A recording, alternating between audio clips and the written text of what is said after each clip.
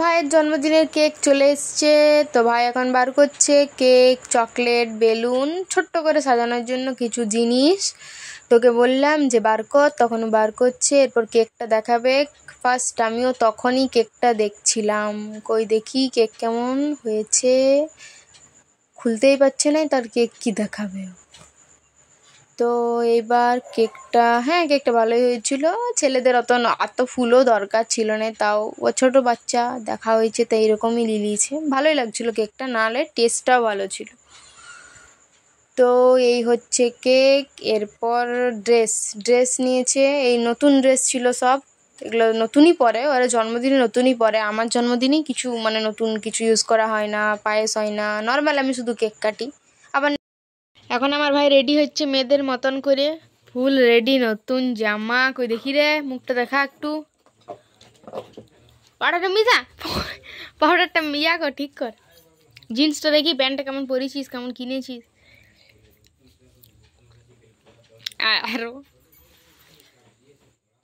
চলো ভাই রেডি হোক, আমরা তা করতে ডেকোরেশন করি। তো তারপর রান্নাঘরে মা লুচি করছিল। যদিও আমাদের কিছু প্ল্যান ছিল না, আমাদের রুটি হয়েছিল প্রথমে। তারপরে হঠাৎ করে প্ল্যান হলো যে ভাইকে আজ পায়েস খাওয়ানো হবে, ওই জন্য মা পায়েস করছিল। পাশে আমার ম্যাগিটা পুড়ে যাচ্ছিল, তখন মা ম্যাগিটাও করে দিল, আমাকে আর করতে হয়নি।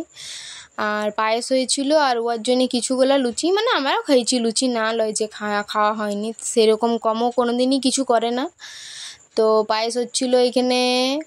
পায়েসটা আমি জুম করে দেখালাম। মা আমাকে তখন বলছিল যে তুই তো কিছুই করতে জানিস না, শুধু দেখাচ্ছিস, কেউ যদি জিজ্ঞেস করে তো বলতেও পারবি না যে পায়েস কী দিয়ে করে। তারপরে এখানে ওকে কাকিমা আমাদের চন্দনের ফোঁটা দেয় আর পায়েস খাওয়ানো হয় আগে, তারপর কেক কাটা হয়। আগে আমাদের কোনো দিনই কেক কাটে না ছেলেদের ক্ষেত্রে। মেয়েদের তো পায়েস খাওয়ানো ওই সব কিছু রিচুয়ালস আমাদের নেই। তো এখানে ফটো তুলে দিচ্ছিলাম আমি, আর ভাই শুধু ভেলকি করছিল। তারপরে এখানে বেলুন কিছুগুলো, আমরা বাইরের কেউ ছিল না, ঘরেরই ছিল, তাই বেলুন কিছুগুলো এনেছিল, আর ওই হ্যাপি বার্থডে লেখাটা এনেছিল। স্নো স্প্রে আনে না আমাদের, কারণ একবার স্নো স্প্রে ভাইয়ের চোখে টোকে লাগিয়ে একবার কান্নাকাটি বিরাট ঝামেলা হয়েছিল, তখন থেকে আর স্নো স্প্রে আনি না। কিছুগুলো বেলুন আনা হয়েছিল হ্যাপি বার্থডে, আর এরকম ওর জন্যে গিফট, চকলেট, ব্যাস এইটুকুই। আর কেউ না, শুধু ঘরেই ছিলাম আমরা। তারপরে আমি ম্যাগিটা খাইয়ে নিচ্ছিলাম। তো ম্যাগিটা অনেকটাই গরম ছিল, ওই জন্য একটু গরমও লেগে গেছিলো আমার মুখে।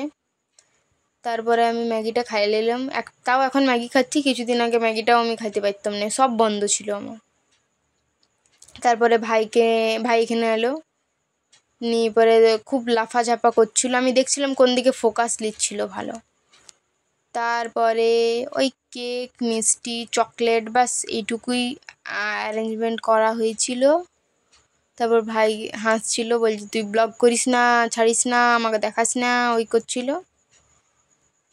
Happy birthday to you.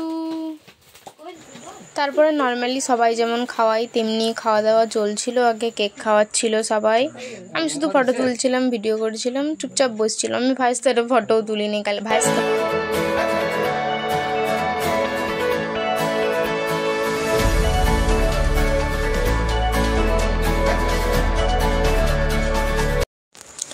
তারপরে এইখানে আমার মা, বাবা, জেঠি সবাই ছিল। প্রথমে বাবা মাই খাওয়ালো আগে কেক কাটে পরে। তারপরে এইটা আমার জেঠি, ওই সবুজ শাড়িটা হচ্ছে আমার মা, আর এই সাদা জামাটা আমার বাবা। তারপরে এখানে কাকু কাকিমা কেক খাওয়াচ্ছিল, ভাইয়ের মা বাবা কেক খাওয়াচ্ছিল। তারপরে কেক খাওয়ার পর কেকটা আমরা নিচে একটু কাটলাম, সবাই খাওয়ার জন্য কাটছিল মা। তারপরে কেক খাওয়া হয়ে গেল, তারপরে পায়েসগুলো রেডি করছিল।